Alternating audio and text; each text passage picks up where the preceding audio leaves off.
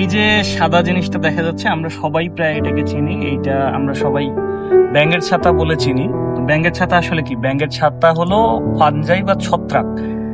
তো এই যে ব্যাঙের ছাতা, এইটা কি করে, মানে আমাদের প্রকৃতিতে কি ধরনের অবদান রাখে? ব্যাঙের ছাতা মূলত একটা মৃতজীবী প্রাণ, যেইটা হচ্ছে যে এই যে গাছের পাতা, মৃত প্রাণী, এই যে উচ্ছিষ্ট অংশগুলো তৈরি হয় বা এই যে পরিত্যক্ত অংশগুলো তৈরি হয়, এইগুলোকে পচিয়ে মাটির সাথে মিশিয়ে দেয়।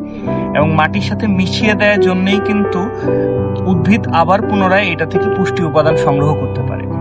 যে কোনো উদ্ভিদের দেহ বা প্রাণীর দেহ এটা একটা জটিল অবস্থায় থাকে। এটার মধ্যে যে রাসায়নিক পদার্থগুলো বা পুষ্টি উপাদানগুলো, এটা একটা জটিল অবস্থায় থাকে। ব্যাঙের ছাতা সেটাকে ভেঙে সরল উপাদানে রূপান্তরিত করে মাটিতে মিশিয়ে দেয়।